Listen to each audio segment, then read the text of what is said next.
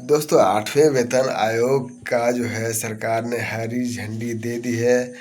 बताया जा रहा है कि वेतन स्तर कितना बढ़ सकता है। बता दें कि 7वें वेतन आयोग में मूल वेतन कितना था और 8वें वेतन में कितना हो जाएगा। दोस्तों लेवल 1 में जो था कर्मचारी, छोटा कर्मचारी चपरासी, उस सब का 18,000 रुपया था, जबकि बढ़ के 44,280 रुपया हो जाएगा। वहीं लेवल 2 में जो है 19,900 रुपया था, तो उसका बढ़कर 48,974 रुपया हो जाएगा। लेवल 3 में जो कर्मचारी है उसको 21,700 रुपया था, वो बढ़कर 53,466 रुपया हो जाएगा। इसमें हम भी आते हैं दोस्तों, लेवल 3 में हम भी आते हैं। तो 18,700 रुपया इसका बेसिक था सैलरी, वो 53,000 हो जाएगा। लेवल 4 में जो कर्मचारी है उसको 25,500 था, उसका 62,850 रुपया हो जाएगा। वहीं पर अगर बड़े कर्मचारी की बात करें, जो कि बड़े बड़े कर्मचारी है, IAS IPS सबसे बड़ा माना जाता है, वो सबको तो बढ़कर काफ़ी ज़्यादा हो जाएगा। जैसे 2.5 लाख रुपया उसको मिल रहा है, तो अभी 3 लाख रुपया, सॉरी 5 लाख से 6 लाख रुपया तक हो जाएगा। बात करें 8th पे कमीशन, लेवल 1 से 18 तक DA और कितनी बढ़ जाएगी सैलरी। दोस्तों न्यूनतम बेसिक सैलरी जो कि अभी 18,000 रुपये है, वो बढ़कर 44,000 रुपये तक हो सकती है। ये लेवल 1 के कर्मचारियों की बेसिक सैलरी होगी। इससे महंगाई भत्ता तो नहीं जुड़ेगा, लेकिन शर्तों के अनुसार SRA ज़रूर जुड़ जाएगा। जी दोस्तों, तो यही समझ लीजिए कि सरकारी कर्मचारियों को बल्ले बल्ले है 8वां वेतन आयोग लागू होते ही।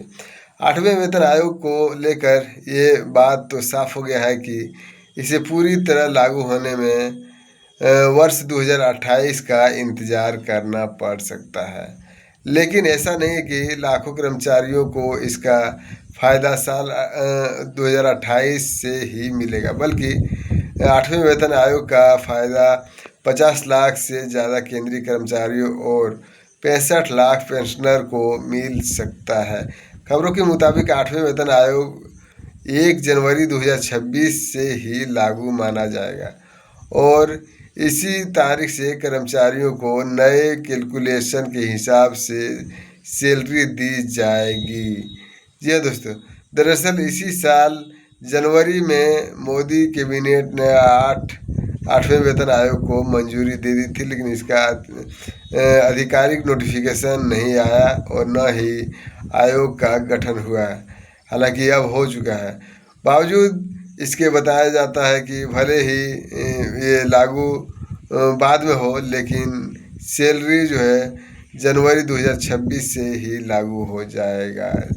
जी हाँ दोस्तों, जिसका एरियर बन के आप लोगों को एक जो जिस तरह का कर्मचारी है उस तरह कम से कम लाखों, 2 लाख 5 लाख रुपया तक एरियल एक एक आदमी को मिलेगा।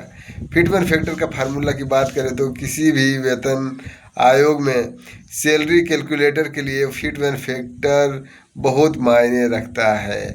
ये बेसिक एंड मल्टीप्लायर होता है, जिससे किसी कर्मचारी की मौजूद बेसिक सैलरी यानी कि मूल वेतन की मल्टीप्लाई गुना करके नई बेसिक सैलरी तय की जाती है।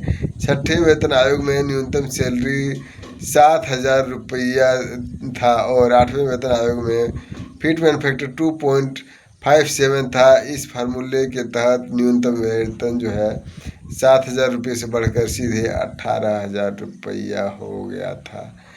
दोस्तों 8वें वेतन आयोग का अब तक का नोटिफिकेशन अभी जो आ रहा है वो मैं बता रहा हूँ। अब तक का जो नोटिफिकेशन आया है वो मैं बता रहा हूँ।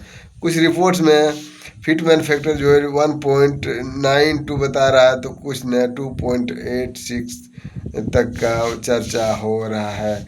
हालांकि संभावना है 2.46 होने का, लागू होने का। तो दोस्तों अगर 2.46 भी लागू होता है तब भी उस हिसाब से एक एक कर्मचारी को काफ़ी ज़्यादा रुपया मिलेगा। दोस्तों वहीं पर इस सरकार की नीयत कुछ अच्छी नहीं मालूम पड़ती है, क्योंकि कोरोना काल का लटका हुआ पैसा आज तक नहीं दिया है। जो कि डीए 3 ठो बढ़ा था कोरोना काल में, लेकिन आज तक कर्मचारियों ने कितना धरना प्रदर्शन किया, कितना कुछ किया, लेकिन सरकार के कानों में जो तक नहीं रहेगा। वो पर बड़े बड़े मीडिया की बात करें तो वो भी चुप्पी साधे हुए रहता है। जैसे आज तक का अंजना ओम कश्यप या श्वेता तिवारी जैसे बड़े पत्रकार चुप्पी साधी हुई रहती है। आपको क्या लगता है, इसे बोलना चाहिए कर्मचारियों के हित में कि नहीं? आप देख रहे न्यूज़ हर्पल। वीडियो अच्छा लगे तो लाइक शेयर और सब्सक्राइब जरूर करें। जैसे ही कोई नया नोटिफिकेशन आएगा सामने में लेकर हाजिर रहूँगा। जय हिंद, जय भारत।